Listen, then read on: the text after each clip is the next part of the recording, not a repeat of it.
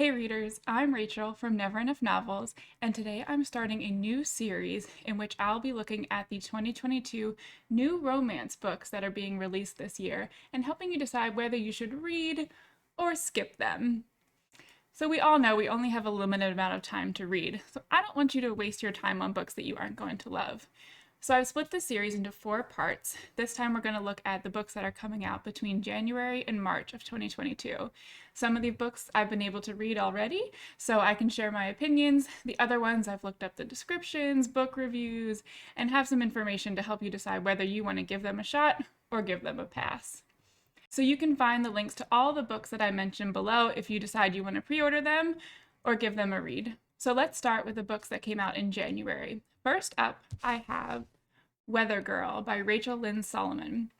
So this author is absolutely one of my favorites. She's known for her young adult novels, but last year she came out with her first adult romance called The X Talk, and it was to die for. It's a workplace romance that had tons of witty banter and great enemies to lovers tension. So I could not wait for Weather Girl to come out this year. I actually have a copy right here, but I haven't read it yet. It's one of those scenarios where I'm so excited to read it that I'm hoping it lives up to expectations.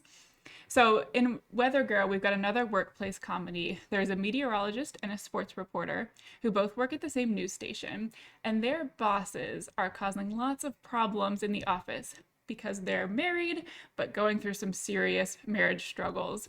So Ari and Russell decide to get together to basically parent trap their bosses. So they set up romantic dates and all these nice connections for them to, hoping that this will help their workplace become much easier to work at. So as they're obviously going through all of this shenanigans to try and get their bosses back together, they decide they might be doing this for more reasons than just a better work environment. So this one is a very easy read for me. I cannot wait to get into it, and I think everyone is going to absolutely love it. The next book I have that came out in January is Bad Luck Bridesmaid by Allison Rose Greenberg. So this is one that I actually did read already, and it falls more into women's fiction than romance, so I feel like it was a bit misleading from the publisher in the descriptions. So we have Zoe, who has been a bridesmaid 3 times, but none of her brides have made it down the aisle for one reason or another. So she understandably thinks she's cursed and that marriage is never going to work out for her or any of her friends. So she ends up meeting this perfect guy, but because of these issues with her bridesmaids in the past and her hesitation about marriage, she ends up calling off the relationship and just decides to move on with her life. Well, then her best friend asks her to be in her wedding, and Zoe thinks this is one last chance to finally have one of her friends make it down the aisle. So she swears she will do everything she can to get her best friend married. So the bulk of the story takes place in Ireland at Ashford Castle, which is one of these places that I have been dying to actually visit. We took a trip to Ireland a couple years ago and I completely fell in love with the country. But it cost like $700 a night to stay at this castle, so that wasn't in the itinerary. But as a setting for a book about a wedding, it was a phenomenal read. I really loved seeing how the castle played a part in the wedding festivities and in the plot. So the other wrinkle to this wedding is that Zoe's former relationship is actually the cousin of her best friend. So he was going to be there. So he shows up. They're trying to figure out how to interact together. They still have all of these feelings for each other, but Zoe just can't get over her fear of marriage and whether she wants to decide if that's for her or not. So lots of shenanigans happen in the lead up to the wedding, but a lot of time is also spent with Zoe trying to figure out what she truly wants out of life and whether marriage is something that she's interested in. Is she willing to give up her view of how her life is going to look just to be with this seemingly perfect guy? So that's where I felt this book really fell more into women's fiction than romance. There was a lot of time spent with Zoe and her trying to figure herself out and decide what she wants out of life. So the book was good, but not great. I found myself picking other books up over it, which is usually a sign for me that I'm just not that into it.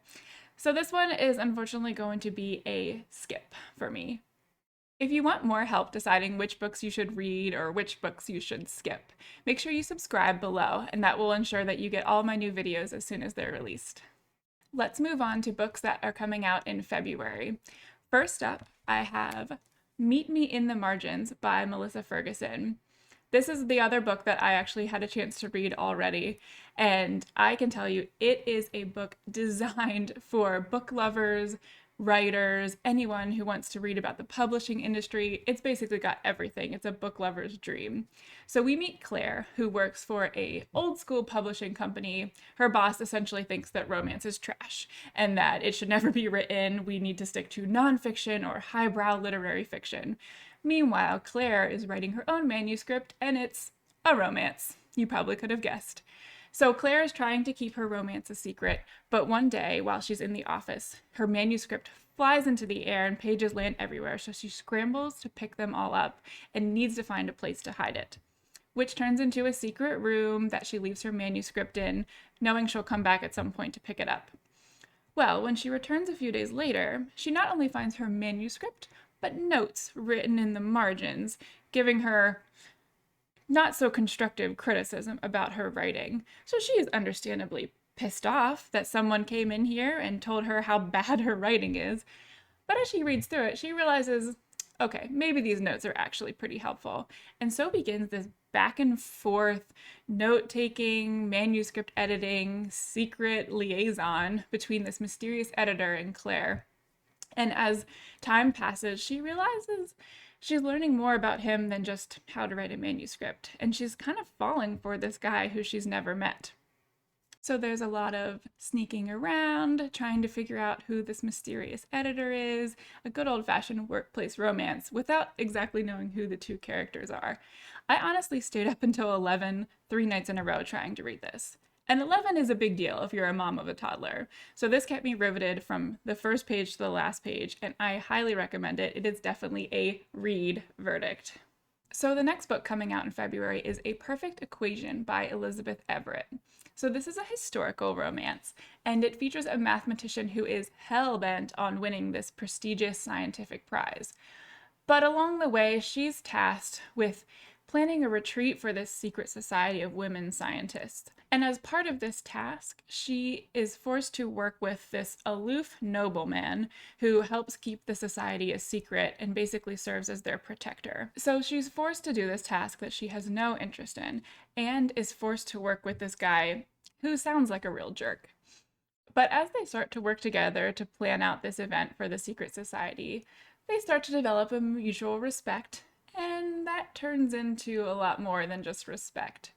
But they end up having to work together against the forces that are outside trying to tear down the secret society. This one for me is kind of hard to rate because I don't always love historical romance. It has to be very well written and engaging, and I can't really get a good read on this one. So I'm going to say for me, this one is a skip. But if you love science or this type of historical romance, then you might want to go give it a read. It comes out February 15th, so you can pre-order it now if you're interested. Let's move on to the books coming out in March of 2022.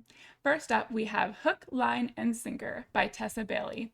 This is actually the sequel to a book that came out last year called It Happened One Summer. In It Happened One Summer, we meet Piper and Brendan. It had a Schitt's Creek vibe, so this high society socialite came to a small seaside town and clashed immediately with the gruff sailor. But the side characters in this book are Hannah, who is Piper's sister, and Fox, who is Brendan's best friend. So Hannah ends up returning to the seaside town in Hook, Line, and Sinker. Now she's this kind of girl next door, easygoing person, whereas Fox is a pretty typical playboy. He loves to flirt with everyone and usually has women falling all over him. Well, Hannah needs a place to stay, and she has made it very clear to Fox that she is interested only in being friends with him. So he gives in, figures why not give this a shot. So him and Hannah end up rooming together. So we've got forced proximity, friends to lovers, all these great tropes that I absolutely love. So in Hook, Line, and Sinker, we find out what Hannah and Fox's story will look like, and it is an easy read recommendation for me. I cannot wait to get into it. It comes out March 1st, so you can pre-order it now and give yourself a gift in March when you can actually read this. The last book we'll be talking about today is Camilla Knows Best by Farah Harone. So this one is a take on a Jane Austen classic, Emma, and it sounds like a fantastic Bollywood twist on that classic story.